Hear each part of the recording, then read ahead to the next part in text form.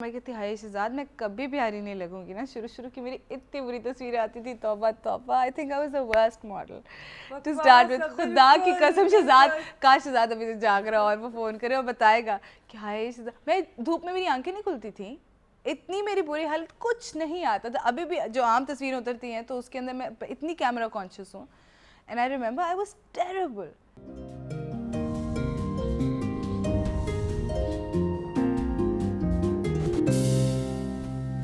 अस्सलाम वालेकुम। हमारी आज की मेहमान है superstar one and the only Iman Ali.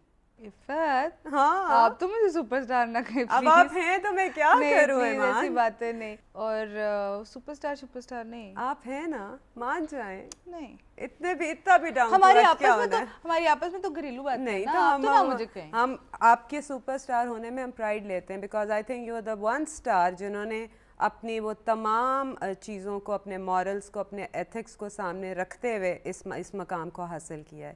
क्योंकि लोग सुपरस्टार बन जाते हैं लेकिन वो ध्यान नहीं रखते कि क्या चीज़ें करनी है और क्या नहीं करनी है।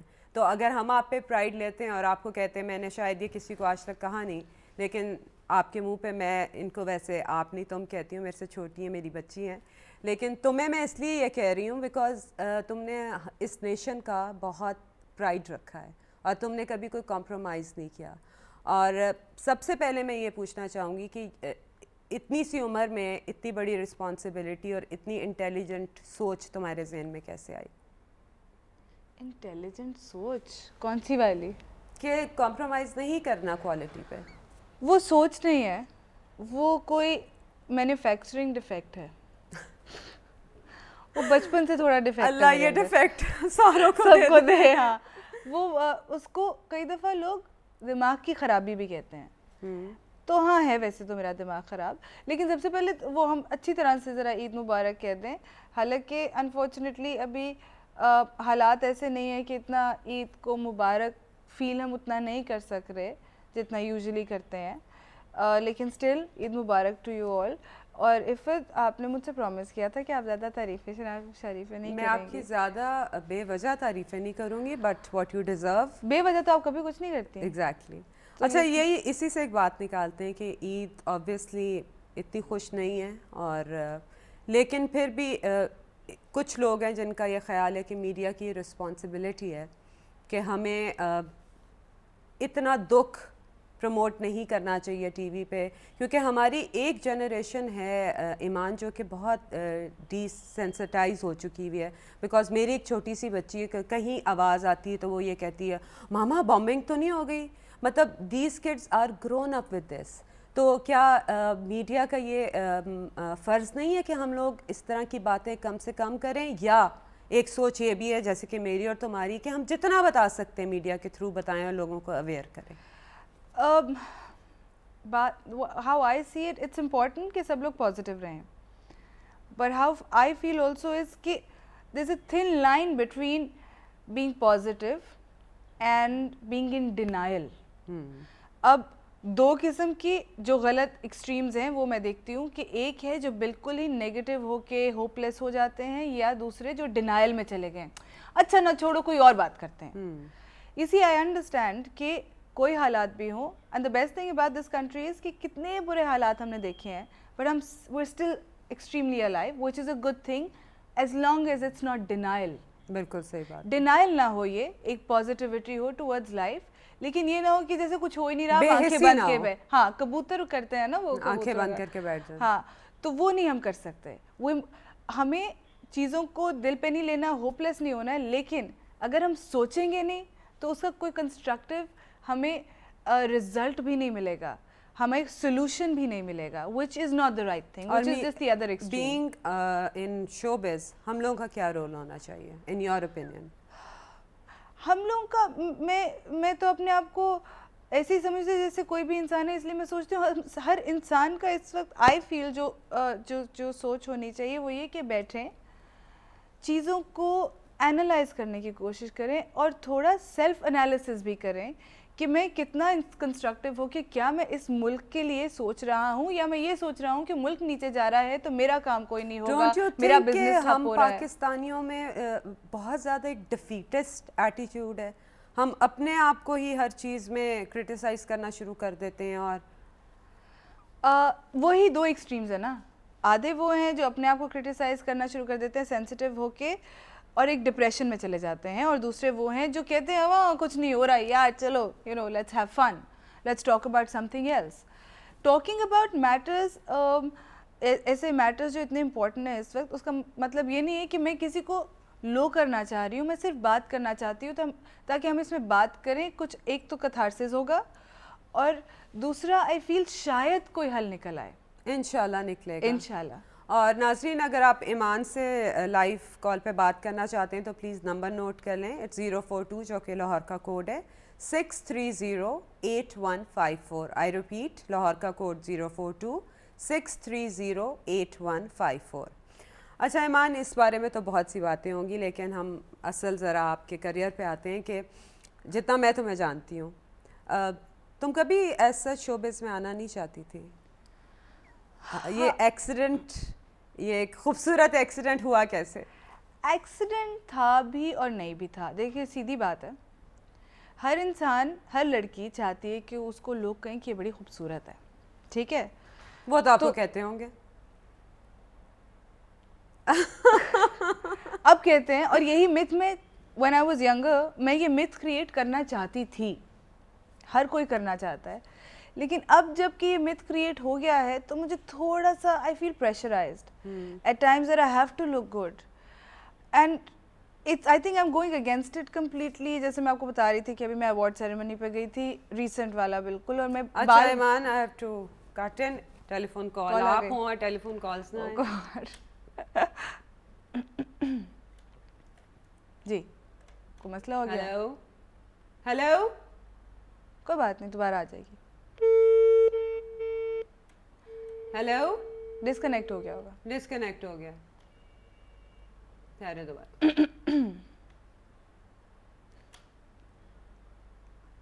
अच्छा जी, डिस्कनेक्ट हो गया। हाँ। आप मिथ क्रिएट करना चाहती and you want to go against it now? I sort of don't want to completely go against it, but मुझे ऐसा फिर लगा कि एक पॉइंट आ जाता है when people only care about your looks, जब ये मिथ क्रिएट हो जाता है, और मुझे अब ये लगता है उससे ज़्यादा ज़रूरी है। मैं नहीं समझती कि मैं को बहुत कोई क्या उसको कहते हैं दानिश्वर इंसान हूँ, बट मुझे ये भी लगता है कि मेरे पास बहुत कुछ है कहने को, और इसीलिए शायद I did my film because मैं ये भी चाहती थी कि लोगों को पता चले कि मैं किन चीज़ों के बारे में फ़ील करती हूँ, and I did feel for everything that the film had to say. अच्छा, तुमने फिल्म को हाँ उसके सब्जेक्ट की वजह से किया, बिकॉज फिल्मों की तुम्हें बहुत ऑफर्स थी? हाँ, बहुत ऑफर्स थी, उस वजह से, एंड ऑब्वियसली शोएब मंसूर के साथ एक सीरियस और एक मैसेज के साथ वाली फिल्म तो ऑटोमेटिकली आती है, और शोएब साहब के साथ तुमने एक वीडियो भी किया था पहले। ओह गॉड, क्या वीडियो था। या and but primarily it was the script. पहली तो यही थी कि ज़ाहिर है शोएब मंसूर कहेंगे, there was no way I was gonna say no, but जब मैंने स्क्रिप्ट पढ़ा तो I fell in love with the film. मुझे फिर फिल्म से बाकायदा इश्क हो गया था उस फिल्म से। हालांकि मुझे लगता था कि कोई बहुत हिट होने वाली फिल्म नहीं है, कुछ ऐसा नहीं है, मुझे था कि फ्लॉप हो जाएगी, लेकिन I fell in love, and when you fall in love then you don't care about the repercussions of it. A lot of people run away from the film also. So how many times you have been in love, fell in love? Unfortunately, next question. अच्छा मुझे बताओ कि Athar Shahzad, you are very close to them, very very close to them, and most of the times मैंने ये सुना है कि तुम अपने जहाँ भी तुम हो इसका बहुत ज़्यादा क्रेडिट उन्हें देती हो। Completely. I mean, as far as people from the industry are concerned, तो total.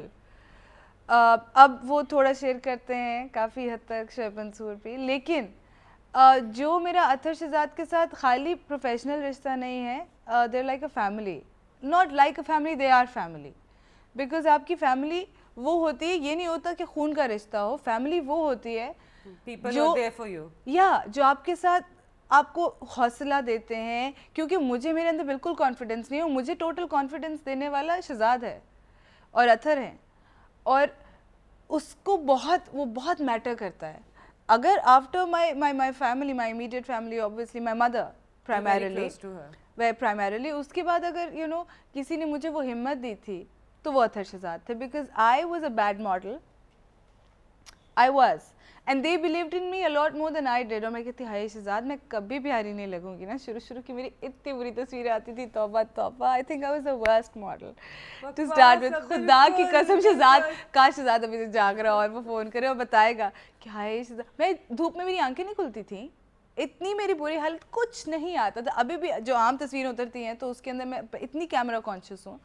And I remember I was terrible, but Shehzad had more confidence in me, and what I have is hard work, is passion, not even just hard work, क्योंकि मैं वहाँ hard work नहीं करती जहाँ में मेरा passion involve नहीं होता है.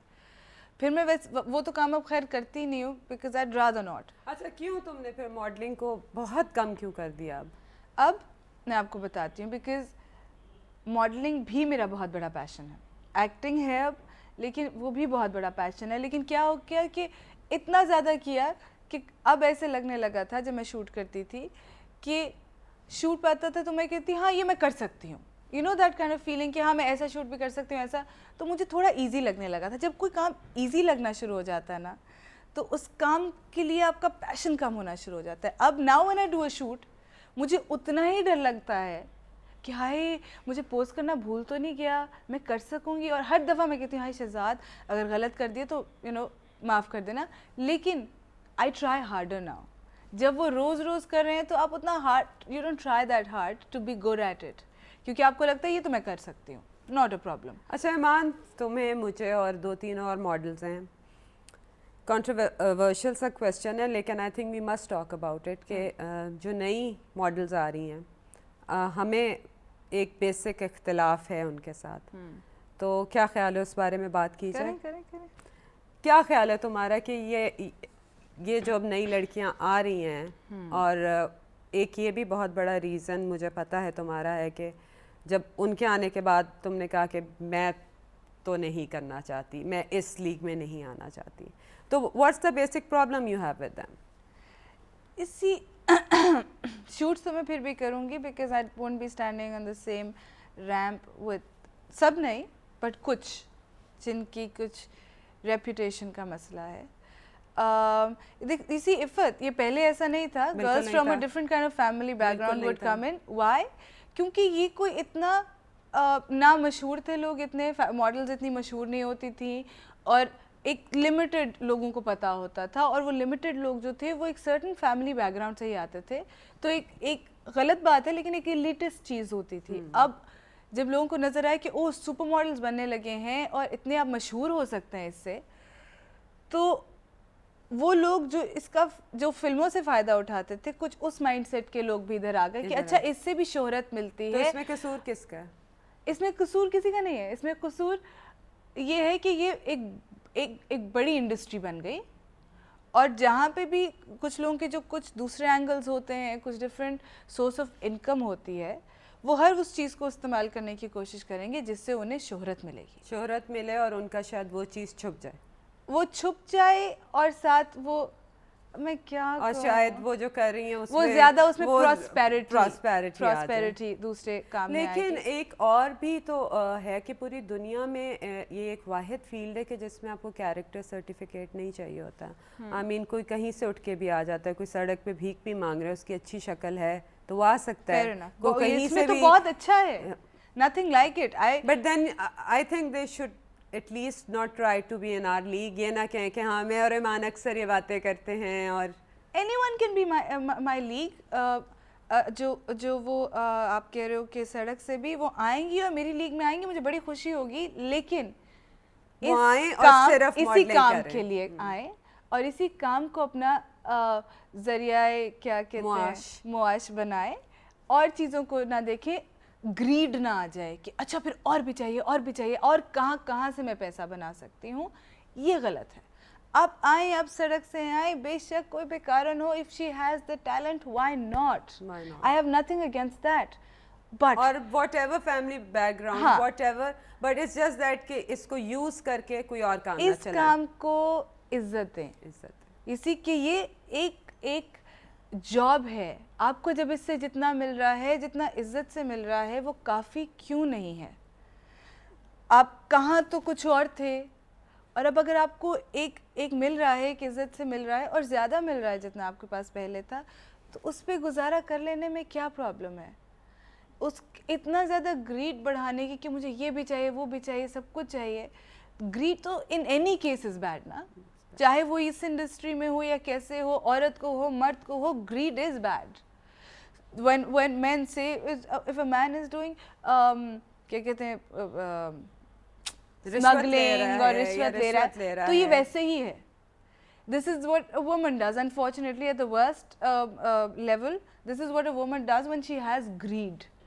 कि मुझे ये भी चाहिए, वो भी चाहिए. वो greed तो वैसे ओवरऑल इंसान को कम से कम रखना है, क्योंकि greed से ही सारी बुराइयां शुरू होती हैं. ग्रीड चाहे वो अमेरिका हो कि अमेरिका ने पूरी दुनिया पे कब्जा करना है और पूरी दुनिया को मार रहा है, वो भी ग्रीड है.